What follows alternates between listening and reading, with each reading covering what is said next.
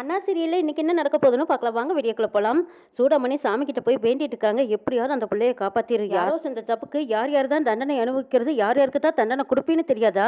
சவுந்தரபாண்டி செஞ்ச தப்புக்கு நான் தண்டனை அனுபவிச்சேன், ஜெயிலுக்கும் போயிட்டு வந்தேன். அந்த புள்ள பாவம் என்ன தப்பு பண்ணான்னு தெரியல, ஆனா அவனோட உயிரை எப்படியாவது காப்பாத்திட்டு சாமி அப்படின்னு வேண்டிக்கிட்டு இருக்கிறாங்க சூடாமணி. சண்முகமும் நெஞ்ச அழுத்தி அழுத்தி ஒரு வகையில அந்த பையனுக்கு மூச்சு திரும்பிருச்சு. திரும்பினதுக்கு அப்புறம் கண்ணு முழிச்சு பார்க்கறான். அம்மா உன்னோட வேண்டுதல் பழிச்சிருச்சு, பொழைச்சிட்டான் பாரு, வந்து பாரு, கண் முழிச்சிட்டான்னு கூப்பிடுறாங்க சண்முகம். சூடாமணி ஓடி வந்து சந்தோஷத்துல, ஐயா நீ பொழைச்சிட்ட, இனி உனக்கு ஒன்றும் இல்லைங்கிறாங்க. அடே அப்பா, பிரசிடண்ட் ஐயாவே டாக்டர் ஆயிட்டாரு, இனிமே நம்ம எந்த ஆஸ்பத்திரிக்கும் போக வேண்டியது இல்லைன்னு கூட்டத்தில் ஒருத்தர் தமாசா சொல்றாங்க. அம்மா என்னை மன்னிச்சிடுங்க, நான் தப்பு பண்ணிட்டேன்னு கேரளாக்காரர் கெஞ்சுறாங்க. பரவாயில்ல விடு சாமின்னு சொல்லிட்டு வீட்டுக்கு கூட்டிட்டு வராங்க சூடாமணியும் சண்முகம் வைகுண்டம் 3 பேரும். வீட்டில் வெட்டிக்கிளை சிவபாலன் எல்லாருமே கொந்தளிச்சு போய் நிற்கிறாங்க. இந்த கொலகாரனை பார்த்ததுமே எல்லாரும் தாவி பாஞ்சுக்கிட்டு ஓடி வந்து இவனை கொல்லாம விடக்கூடாது, இவன் மறுபடியும் வீட்டுக்கு வந்துட்டானா அப்படின்னு ஓடி வராங்க. சண்முகம் தான் எல்லாத்தையும் தடுக்கிறாங்க. டே சிவபாலா, இருக்கு எல்லாம் யார் காரணம் தெரியுமா? உங்க அப்பன் தானுங்கிறாங்க. என்னது எங்க அப்பாவான்னு கேட்குறாங்க பரணி. ஆமா, அவனே கொலையை பண்ணிட்டு எங்க அம்மா பேர்ல பழைய தூக்கி போட்டுட்டு ஊர்க்காரங்க எல்லாத்துக்கிட்டையும் எங்க அம்மா தான் கொலை பண்ணிட்டு ஜெயிலுக்கு போச்சுன்னு சொல்லி எல்லாத்தையும் நம்ப வச்சேன்ல. பாவம் இவன் என்ன பண்ணுவான்? இவன் வீட்லயே போய் உட்காந்துக்கிட்டு, டேய் கொலை பண்ணனவள நான் தான் ஜெயிலுக்கே பிடிச்சி கொடுத்தேன்னு சொன்னா இவன் நம்பாம இவன் என்ன பண்ணுவான்னு கேட்குறாங்க சண்முகம். அப்பனே இவன் கொண்டு போட்டான்னு நினச்சிக்கிட்டு அந்த பையன் துப்பாக்கி தூக்கிட்டு வந்துட்டான். பாவம் அவன் என்ன பண்ணுவாங்க? எல்லா உண்மையும் தெரிஞ்சதுக்கு அப்புறம் மனம் வந்து நிற்கிறான்னு சொல்றாங்க வைகுண்டம். எல்லாரும் சொன்னாங்க, சவுந்தரபாண்டியும் சொன்னாங்க சூடாமணி தான் எங்க அப்பாவை கொலை பண்ணுச்சுன்னு. இப்போ கூட சூடாமணி ஜெயில இருந்து வீட்டுக்கு வந்திருக்கான்னு சவுந்தரபாண்டி தான் எனக்கு சொன்னாரு.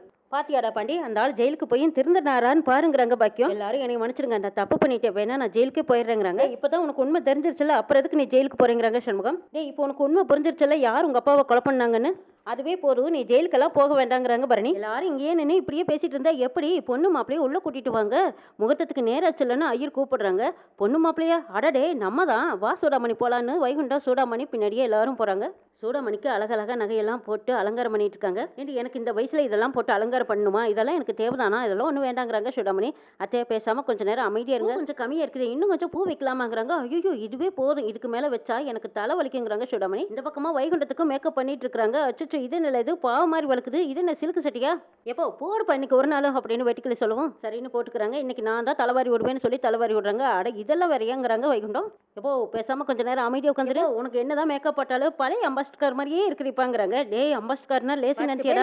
ஏறி கொண்டு போல தெரியுமில்லங்கிறாங்க. நீ கொஞ்சம் அமைதியா இரு, மாமா அழகா இருக்காரா இல்லையாங்கிறத அத்தை தானே சொல்லணும், அத்தை பார்த்தா அசந்து போயிடுவாங்கங்கிறாங்க. அட நல்லா சும்மா இருக்குடா கொஞ்ச நேரம், எனக்கு வெக்கமா இருக்குதுங்கிறாங்க வைகுண்டம். என்னடி எல்லாம் மேக்கப் எல்லாம் முடிஞ்சுதானு பாக்கியம் வராங்க. பாக்கியம் நீ ஏன் கேளு, என்னமோ குமரி பொண்ணு மாதிரி சிங்காரிச்சுக்கிட்டு இருக்கிறாளுங்களேங்கிறாங்க சூடாமணி. இப்ப அத்தை எப்படி இருக்குன்னு சொல்லுன்னு கேக்குறாங்க பரணி. மதினி நீ அம்பட்டு அழகா இருக்க, என் கண்ணே பற்றும் போல இருக்குன்னு திருஷ்டி நாட்டி எடுக்கிறாங்க பாக்கியம். மாமா பார்த்தாருன்னா மறுபடியும் அத்தையை லவ் பண்ண ஆரம்பிச்சிருவாருன்னு நினைக்கிறேன்னு எல்லாரும் சிரிக்கிறாங்க. அடி ஆத்தி என்னது, ஏன் இப்படி முகம் சோர்ந்து போகுது, ஏன் இப்படி முகம் வாடுது, என்னாச்சு அப்படின்னு கேட்குறாங்க பாக்கியம். அம்பட்டு சந்தோஷமா இருக்கு பாக்கியா, என் மகளையும் மருமகனையும் மனவரையில பார்த்துட்டேன்னா எனக்கு அது போதும், நான் அப்படியே செத்துன்னு போல இருக்குங்கிறாங்க.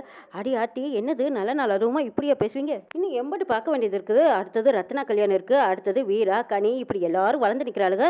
அடுத்தது பேர பிள்ளைங்களை எல்லாம் வளர்த்து விடணும். அட ஆமாமா, எனக்கெல்லாம் பிள்ளைய வளர்க்குற பொறுமை எல்லாம் கிடையாது, நீ தான் வளர்த்தி கொடுக்கணும் பார்த்துக்கோங்கிறாங்க எஸ்கி. அடே அப்பா, பிள்ளைய பெற்றுக்கிற அளவுக்கு பாண்டி மாமாவை கவுத்துட்ட போல இருக்குன்னு வீரா கேட்குறாங்க.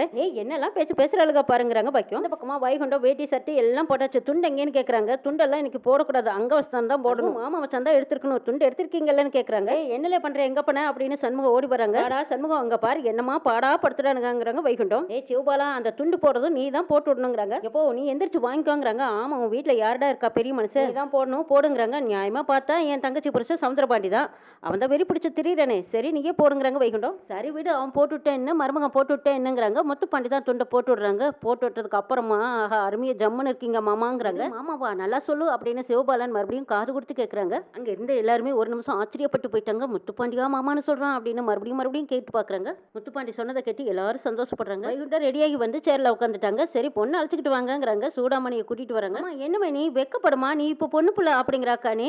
ஏய் சும்மா ரெடி, இந்த வயசுல எல்லாம் வெக்க வராதுங்கிறாங்க பாக்கியம். நீயாச்சும் வெக்கப்படுப்பான்னு கண்ணி சொல்றேன். ஏ ரத்தனா இவளை வாயை தைச்சு விடு, எப்போ பார்த்தாலும் ரோடோன்னு பேசிட்டே இருக்கா. எப்போ இதுக்கு மேல வெக்கப்பட என்னப்பா இருக்கு, நீ வெக்கப்படுறத ஊரே பாக்குதுங்கிறாங்க வெட்டிக்கிளி. அடி ஏழை நீ வேற.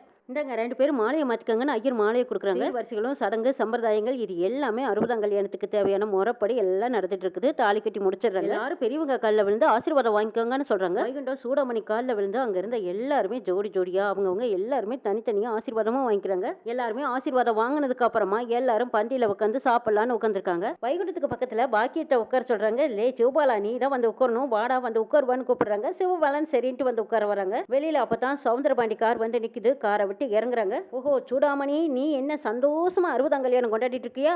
நீ செய்யாத பாவமா இருந்தாலும் அதுக்கு தண்டனை நீ ஜெயில்ல தான் இருக்கணும். நான் செஞ்ச பாவமா இருந்தாலும் அந்த முருகை என்ன வெளியில ரிலீஸ் பண்ணிட்டாரு. அதுக்காக தான் முருகன் கிட்ட நன்றி சொல்லிட்டு நான் வந்திருக்கேன். எல்லாரும் சேர்ந்து இந்த விசேஷத்தை கொண்டாடுவோம். இதோ இப்போ உள்ள வரேன்னு சொல்லிட்டு சவுந்தரபாண்டி உள்ள வராங்க. ஆஹா, வீடெல்லாம் நல்லா தான் அலங்காரம் பண்ணியிருக்காங்கன்னு உள்ள வராங்க. சிவபாலன் சரி மாமா பக்கத்துல தொண மாப்பிளையே நானே வந்து உட்கார்றேன்னு உட்கார் வரும்போது சவுந்தரபாண்டி ஜங்குன்னு குதிச்சு வந்து சிவபாலனை தள்ளி விட்டுட்டு தான் தான் உட்கார்றாரு. என்ன மச்சான், நான் தான் தொண மாப்பிள்ள உட்காரலாமல்லன்னு சவுந்தரபாண்டி கேட்கவும் வைகுண்டம் பாக்குறாங்க. எல்லாத்துக்குமே அதிர்ச்சி. என்னடா இது, சவுந்தரபாண்டி ஜெயிலேருந்து எப்படி வந்தாருன்னு. ஜெயிலுக்குள்ள பிடிச்சி போட்டு மறுபடியும் வெளியில வந்துட்டானே, அடங்கவே மாட்டானான்னு பாக்குறாங்க. என்ன நடக்குதுன்னு நாளை பார்க்கலாம்.